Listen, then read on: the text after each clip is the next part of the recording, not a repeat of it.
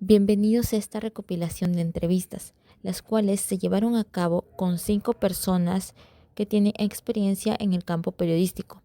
El objetivo de realizar estas entrevistas fue poder enriquecer nuestros conocimientos y puntos de vista con sus respuestas y de esta manera poder mantener una conversación muy amenamente de los diferentes temas tratados y observados en las lecturas de función periodística. Acompáñennos a poder observar el video. ¿Cómo influye la empresa en la función periodística? Una de las empresas periodísticas deben ser no inmiscuirse tanto en la labor que cumple el hombre o la mujer de prensa dentro del medio de comunicación.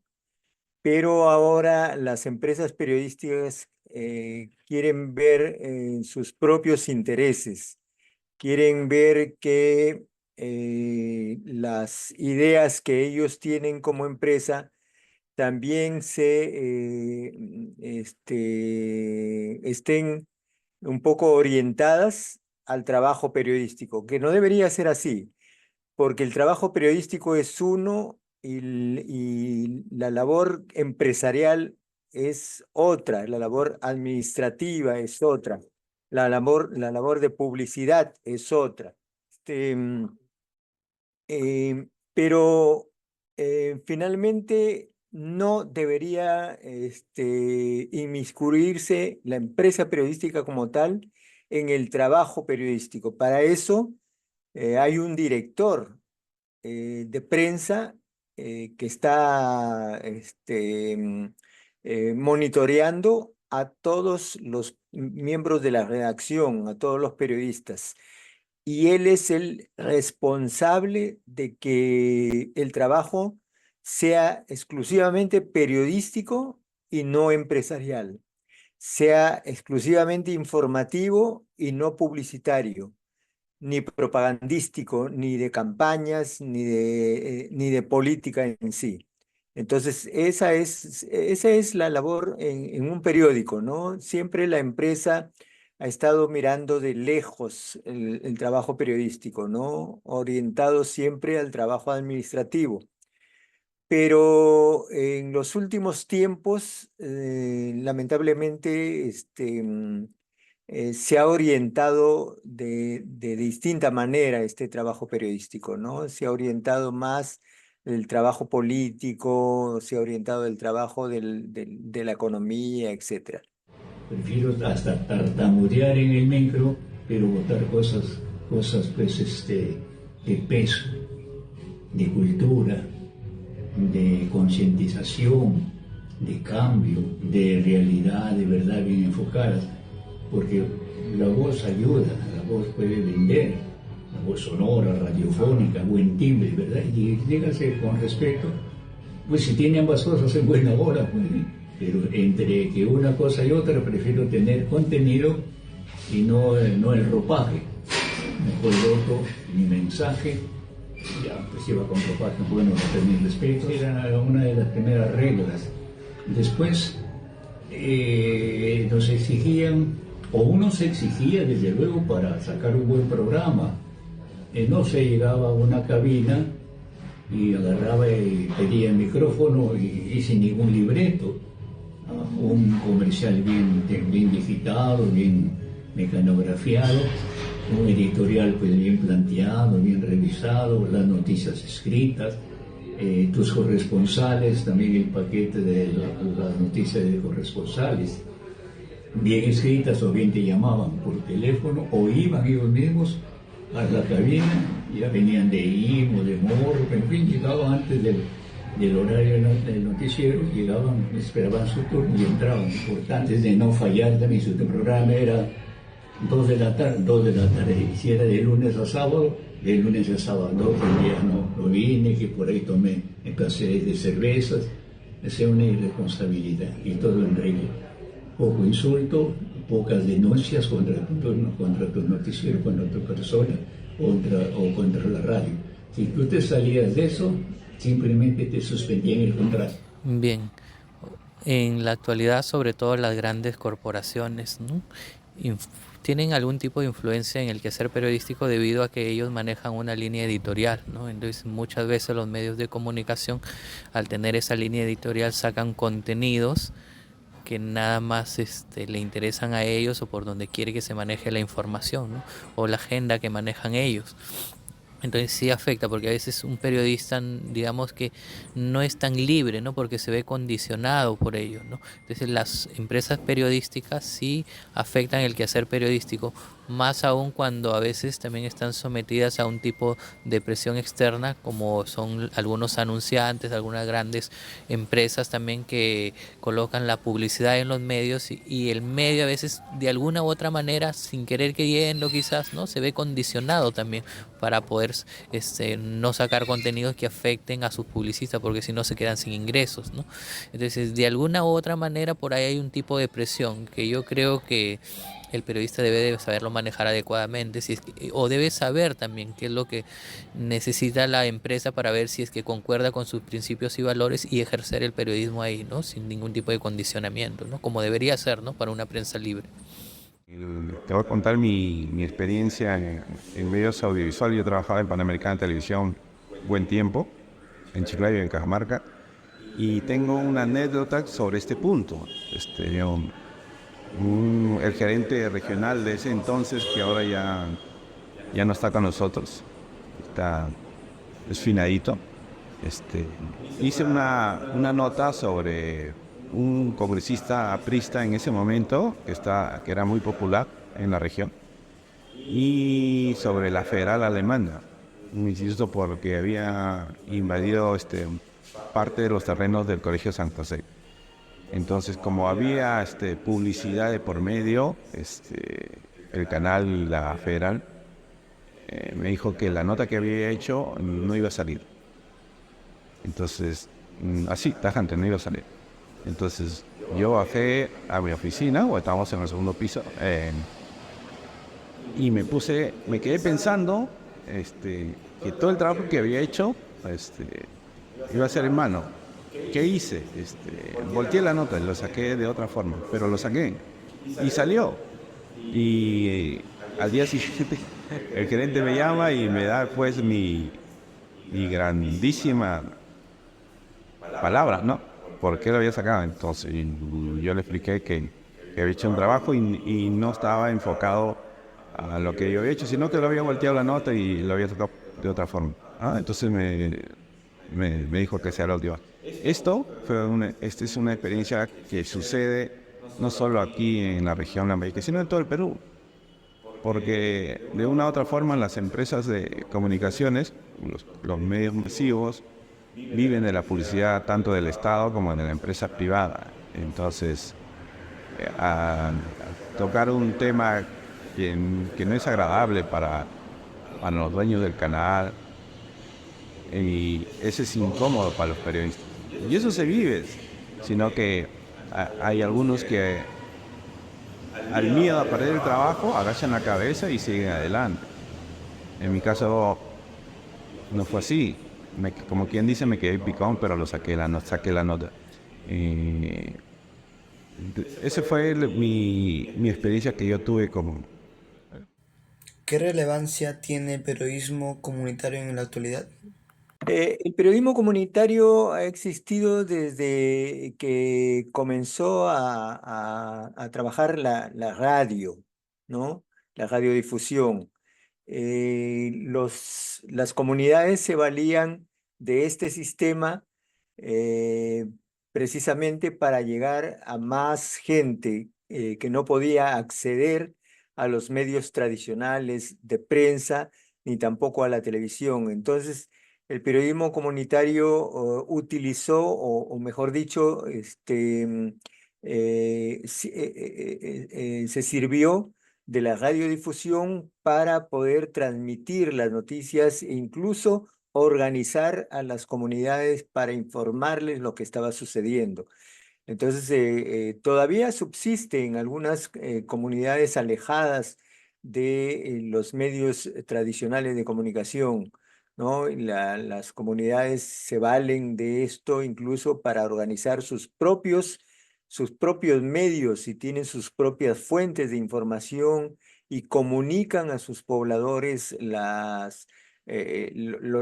más importante que se necesita para esas comunidades, ¿no? Bien, el periodismo comunitario surge como una necesidad para aquellas poblaciones que no tienen acceso a ciertos contenidos, ¿no? Que son personas o comunidades olvidadas, ¿no? Entonces es necesario que existan estos medios porque estos medios comunitarios de alguna u otra manera tratan problemáticas que los grandes medios de comunicación, las grandes corporaciones no tratan, ¿no?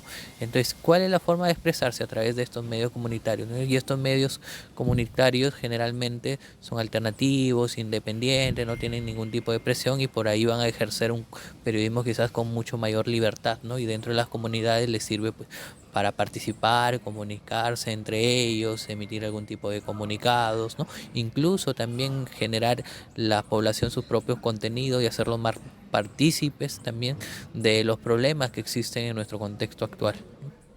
Bueno, eso es lo que se está usando ahora, ¿no?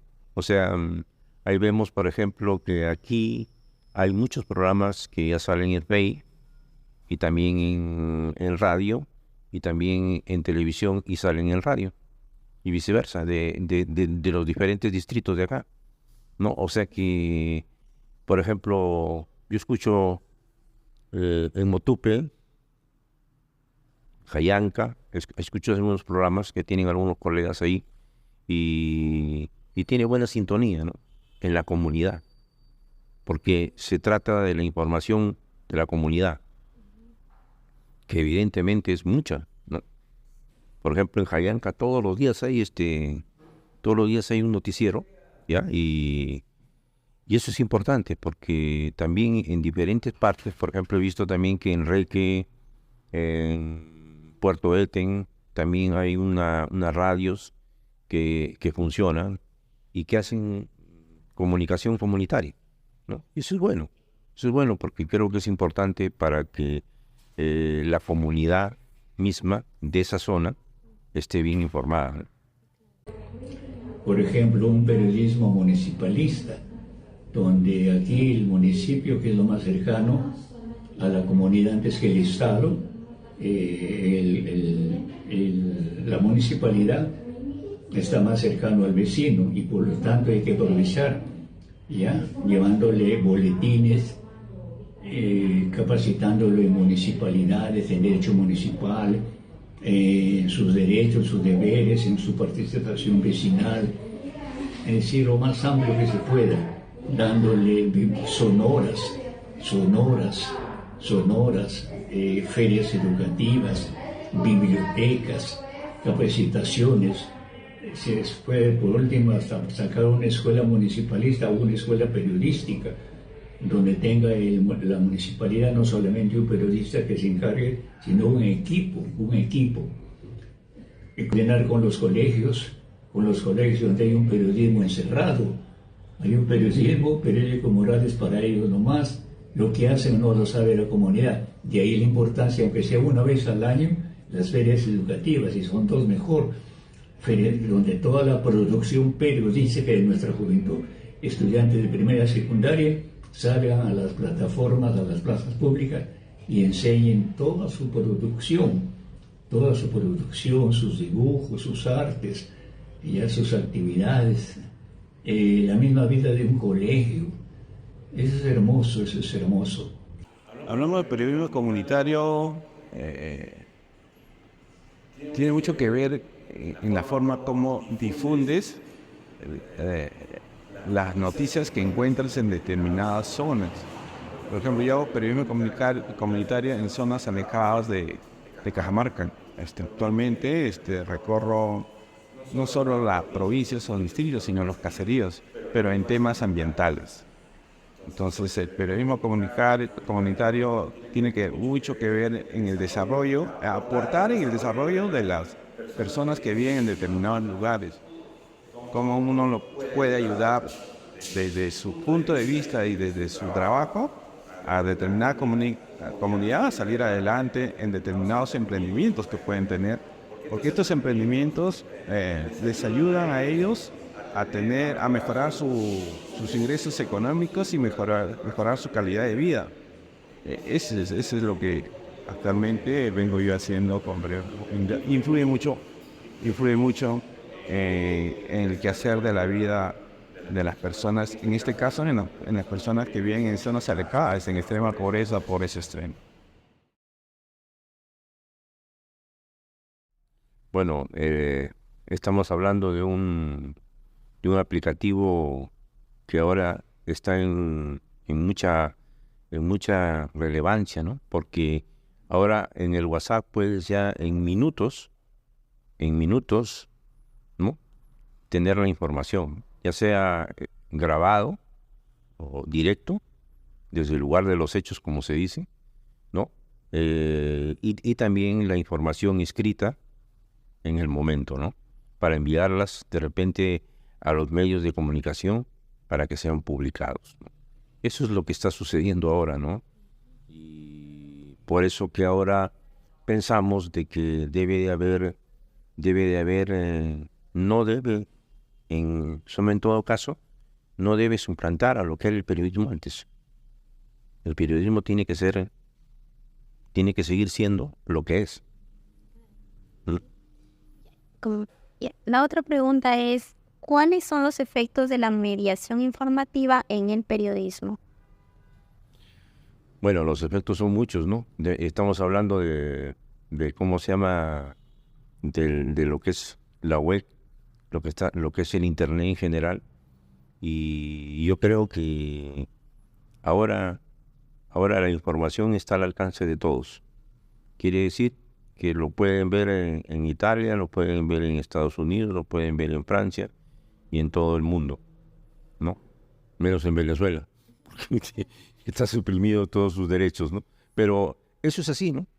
O sea, tú haces una grabación o directo en el por la web, tranquilamente sales, ¿no? Lo que se está aplicando en la televisión y en los programas de internet, ¿no? Estamos en agosto ya. Bueno, en junio estuve participando de un curso dictado por la Fundación Gustavo Mogme y por la Universidad Católica del Perú.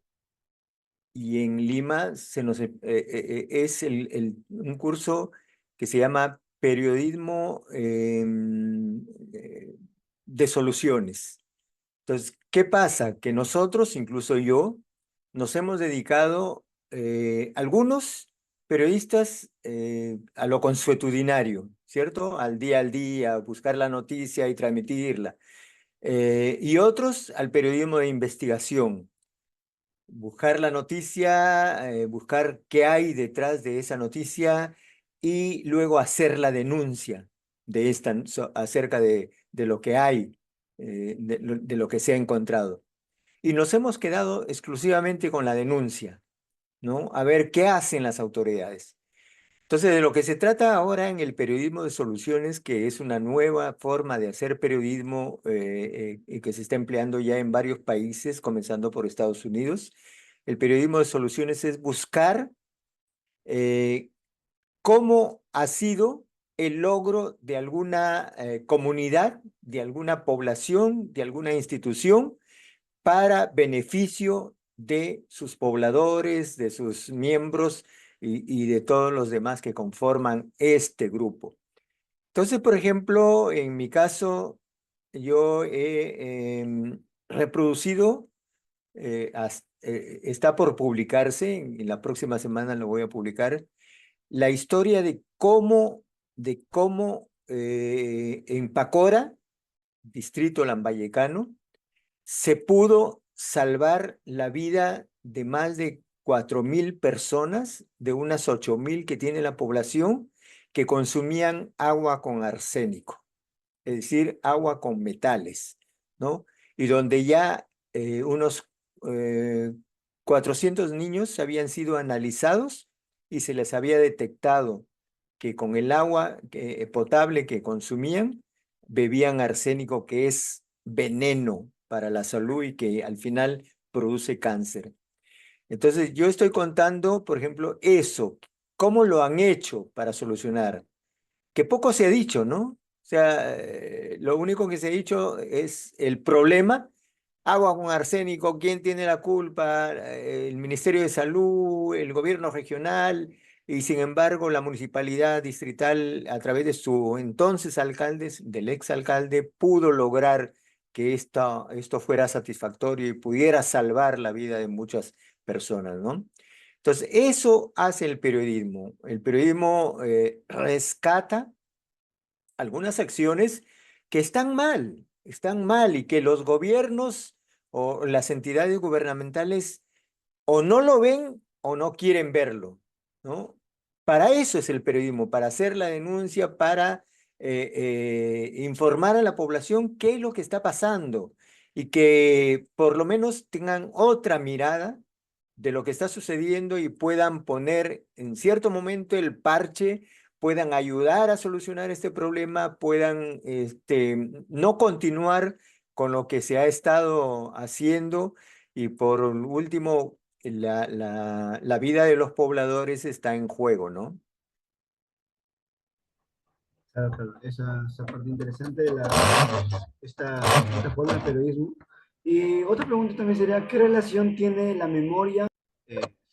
Eh, Otra pregunta es, ¿cuáles son los efectos de la mediación informativa del periodismo? Los efectos de la mediación informativa del periodismo o del periodista. Del periodismo y del periodista. Bueno, como acabo de decir, el periodista o ve con sus propios ojos que es difícil encontrarse en el lugar de un acontecimiento, salvo que ya esté programado, ¿no? Como una inauguración, etcétera. Pero el periodista ve con otros ojos, los de sus fuentes de información. El periodista va a un accidente donde no ha estado, pero le pregunta al policía, le pregunta al herido, le pregunta al pasajero, le pregunta al chofer, le pregunta al vecino que estuvo por ahí, etcétera, etcétera. Y transmite eso. Entonces, lo que hace el periodista es técnica, profesionalmente contar una historia. Entonces, se supone que esa historia es real. Se supone que que el profesional de la información, periodista o comunicador, ha trabajado adecuadamente esa información y la está divulgando para que la gente conozca. Entonces, hay una consideración especial ahí, que el periodista está trabajando para otras personas y las otras personas deben confiar en él.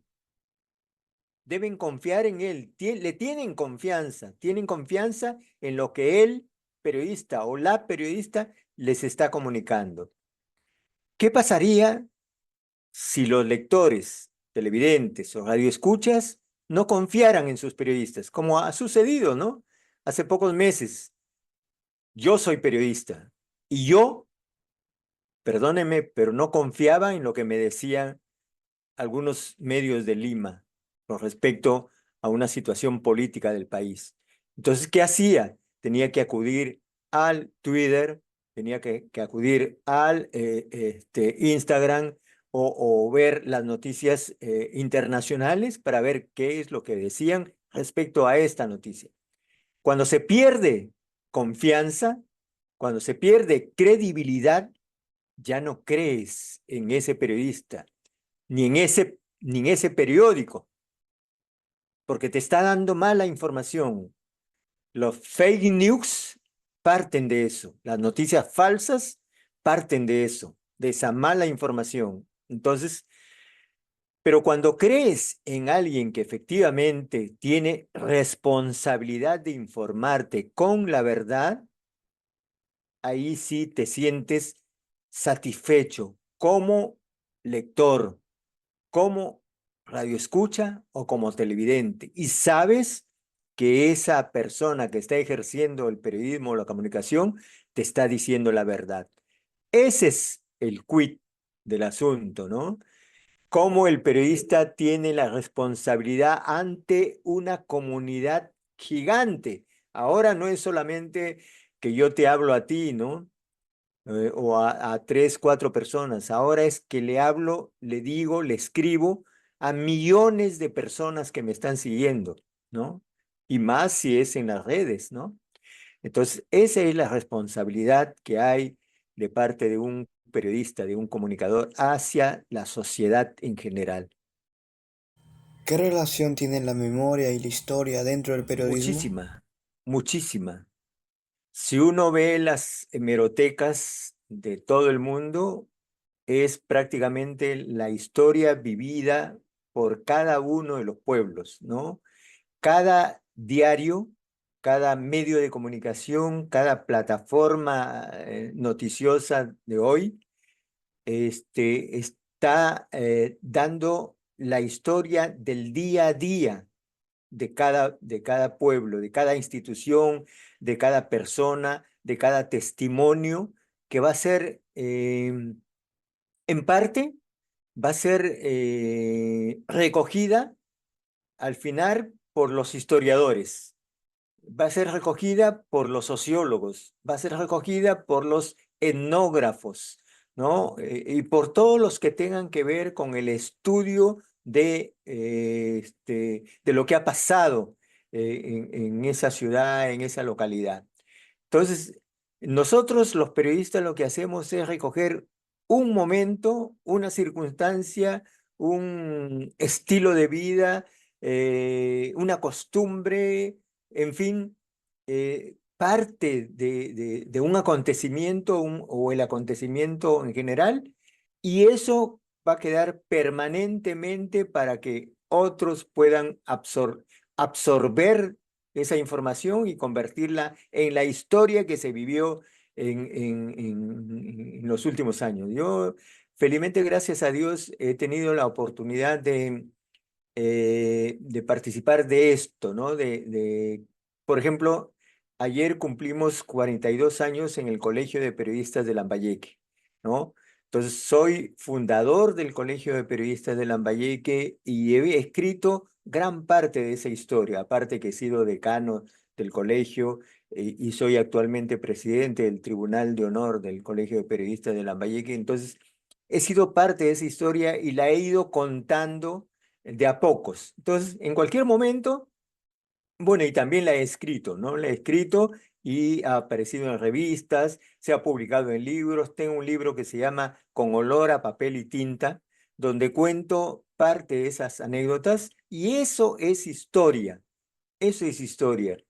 El año antepasado, perdón, para la pandemia, para el bicentenario, hicimos un libro digital que se llama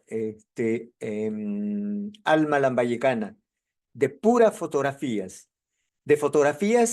de Lambayeque, de diversos pueblos de Lambayeque, que tomaron fotos que tomaron dos fotoperiodistas, ¿no? Uno de ellos trabajó conmigo en América Televisión, Canal 4 de Chiclayo, donde fui director por 20 años de prensa.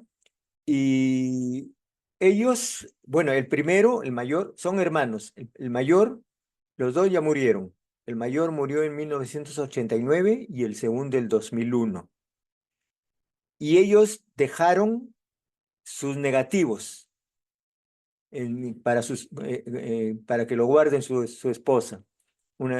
Y una de ellas me llama, la esposa del menor me llama para decirme que tenía ese material, que viera, porque ya lo iba a desechar, lo iba a botar. Entonces, con ese material, que eran más de 2000 negativos, construimos un libro digital que ganó el premio Bicentenario en el 2000. Y el 2021 construimos ese libro impreso. Es un libro impreso que ganó un premio del Ministerio de Cultura. Eso es parte de la historia. ¿Y cómo lo constituyo yo parte de la historia? Porque comencé a ver los negativos al trasluz de mi ventana, así de este tamañito, los negativos, y encontré que eran imágenes históricas, poéticas, artísticas, que valía la pena rescatarlas. y que valía la pena darlas a conocer a la comunidad, no solamente lambayegana, porque ya el libro está en el extranjero, ¿no? Sino a la comunidad internacional. Entonces, eso satisface que tú revises a través del periodismo la historia, en este caso de Lambayeque, la historia del Perú. Y además, el periodismo sirve para construir esta historia y, como siempre dicen los sociólogos, para que lo malo que hubo en la historia del Perú y en la historia del mundo no se vuelva a repetir, ¿no? La historia es eso. Otra anécdota, ¿no? Hace algunos años, la Corte Superior de Justicia de Lambayeque me invitó para investigar acerca de la historia de la Corte Superior de Justicia de Lambayeque. Y no tenía, durante 100 años, no había tenido la Corte Superior de Justicia de Lambayeque historia, un libro de historia. Y me refundí en el Archivo Regional de Lambayeque, me metí a los archivos del Diario de la Industria, comencé a bucear ahí página tras página, tomo tras tomo, y al final se hizo un libro, ¿no? El libro de los 100 años de la historia, de la historia de los 100 años de la Corte Superior de Justicia de Lambayeque. Entonces, rescaté las noticias que había en el Diario La Industria, rescaté parte de algunos folletos que había quedado de las memorias de los presidentes de las Cortes de años que se fundó, y lamentablemente ese tipo de folletos estaban en la biblioteca del que era el Palacio de Justicia en la calle San José, cuadra 10, que acaba de quemarse hace pocos meses, y con eso se ha quemado totalmente, ¿no? ¿Qué hubiera pasado si no se hubiera rescatado ese tipo de información, ¿no? Entonces, hay otro compromiso del periodismo, de la prensa, de constituir una fuente indispensable para los historiadores, una fuente original, ojo, de que el periodista lo vio con sus propios ojos o se lo contaron y lo transmitió, ¿no? Lo transmitió profesionalmente, ¿cierto? Entonces, eso lo recoge el historiador y lo puede verter ya adecuadamente para lo que tenga que contar. La memoria, yo me acuerdo antes, era una grabadora así de este tamaño, ¿no? Ahora la grabadora se ha suscitado a un teléfono, ¿no? Antes tú te comunicabas por un walkie-talkie que le llamaban, como una radio, ¿no? Que salíamos nosotros a reportear. O sea, te ibas al mercado a ver cómo está el dólar, todo. Ahora no necesitas eso. No necesitas eso porque ya lo tienes todo aquí, en este aparatito o en tu laptop, ¿no? ¿No? Entonces yo creo que el periodismo, la ciencia de la comunicación ha evolucionado bastante, ¿no? Ha evolucionado bastante. Por eso que tenemos que tener mucho cuidado en la información, ¿no? Porque hay información de todo, ¿no? En el internet hay información de todo. No son veraces, ¿no? Como pueden ser veraces. Por eso siempre los periodistas de ahora tienen que verificar la información, porque no se trata de enviar una información por más insignificante que sea. Y ahora también en el periodismo ya la gente se interesa por ver las noticias, pero la vez pasada recibí una charla, una conferencia de un periodista que usa las redes sociales y de verdad dice que ya los párrafos ya no deben de ser muy largos.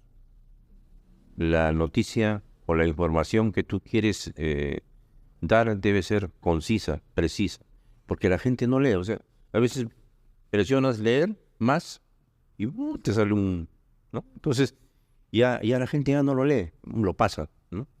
Mientras que tú ves algo chiquito y un video de repente de 1 minuto, 2 minutos, bacán, ¿no? Lo lees porque te provoca verlo, pero después lo pasas y la información se pierde. Por eso que es necesario, ahora que ustedes, que son la nueva generación de periodistas, sepan aplicar bien estas herramientas del Internet para bien de la comunidad que los escucha o que los va a ver o que los va o ustedes van a escribir. Quisiera que nos comente acerca de las mudanzas periodísticas locales. Bueno, acá,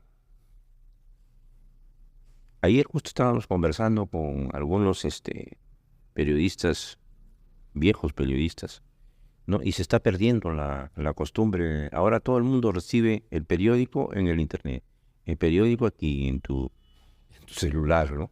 Entonces ya casi ya no hay físico.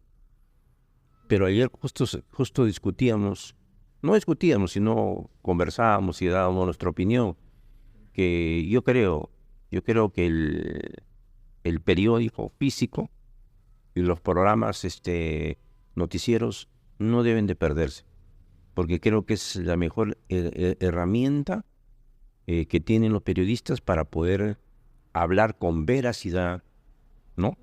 Para investigar una noticia, ¿no? Porque de eso se trata, ¿no? Porque creo que no debe perderse esa esencia, ¿no?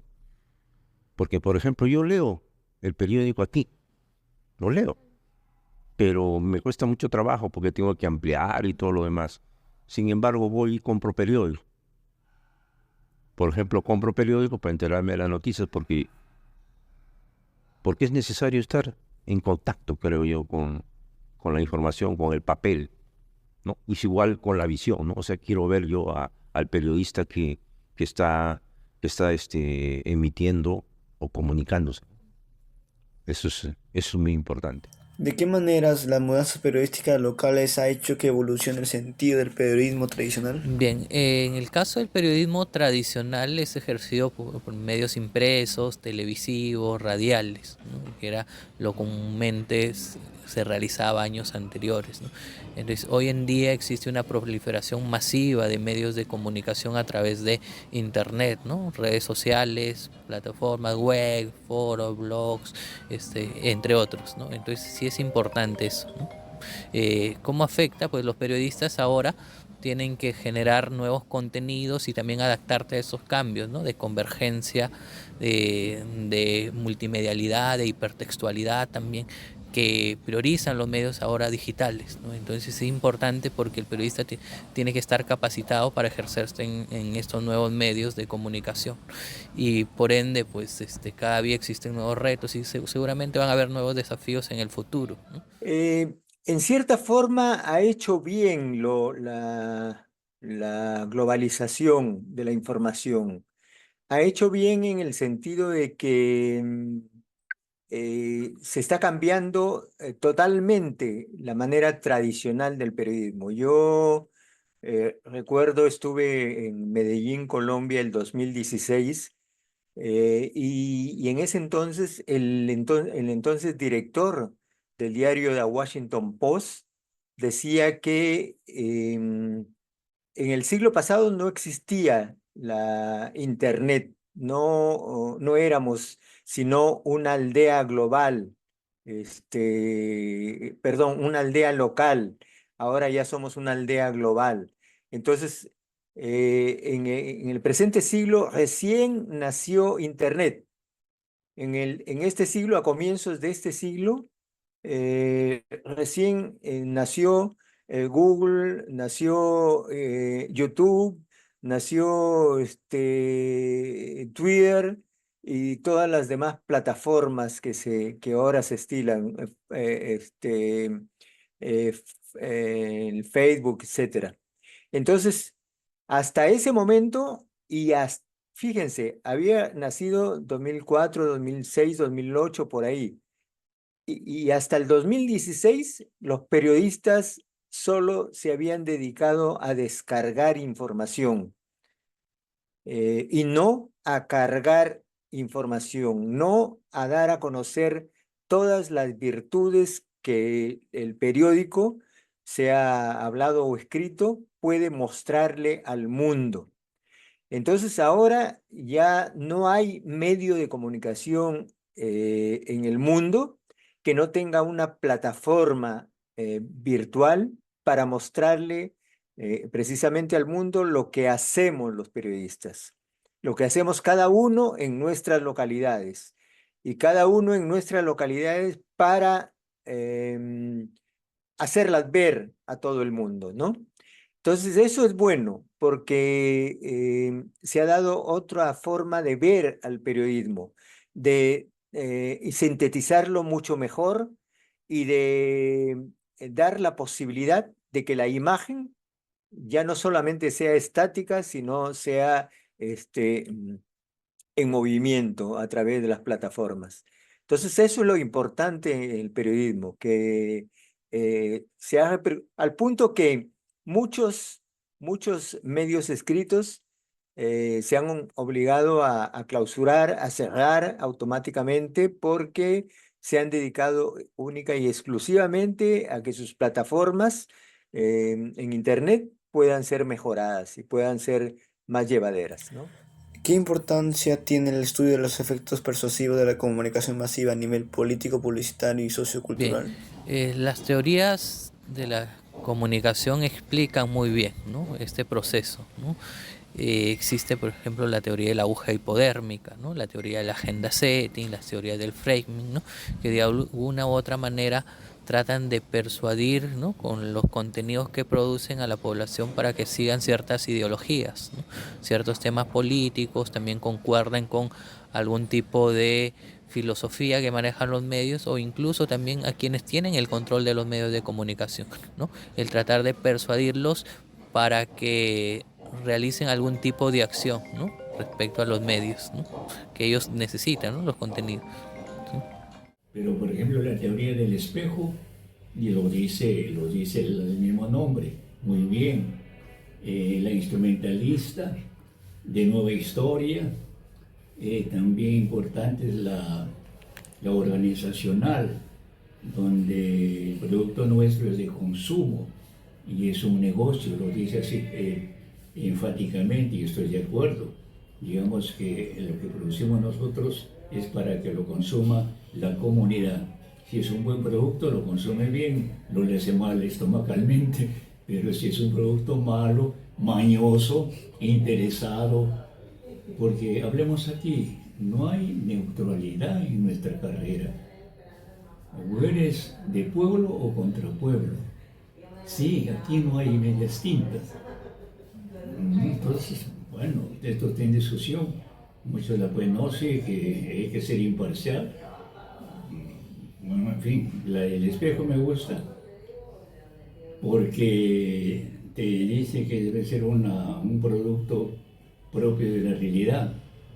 Pero si sé que eso le hace daño a mi pueblo, no lo puedo llevar así el espejo, diga que lo lleve. Tendría que yo orientar y decir, bueno, aquí en esta realidad, por ejemplo ahorita, en estos instantes, nuestro Congreso dice tal cosa, ¿tú lo vas a llevar como verdad al pueblo?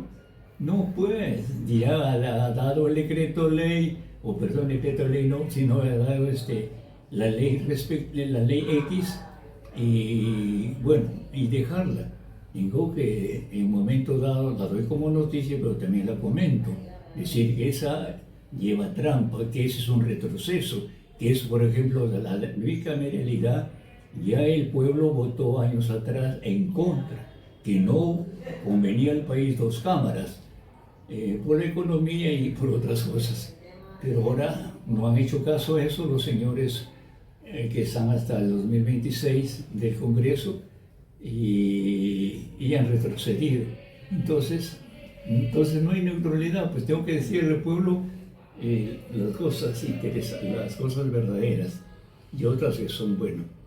Después de Encuentro de Nueva Historia, también parece que se deja entender que el periodismo no debe desconectarse con la historia cuanto el estudiante, el profesional sepa de dónde surge su carrera, la importancia, el rol social, el liderazgo de un periodista, de un medio de comunicación, en buena hora, si este liderazgo va al pueblo, pero no un liderazgo como por ejemplo el comercio, en los tiempos de Lima con los señores Emilio Quesada, los dueños, te ponían los presidentes que querían o te tumbaban al presidente que ellos querían. Es decir, los medios de comunicación tienen su peso. Ya salir del periodismo y hablarlo, incluirlo en los medios de comunicación, y es otro tema. Es un tema muy también precioso conocerlo como SSS, y lo dice así los escritores, los analistas: sangre, sexo y sensacionalismo. Tú vendes sangre, tú escribes sangre y sangre te compran. Tú escribes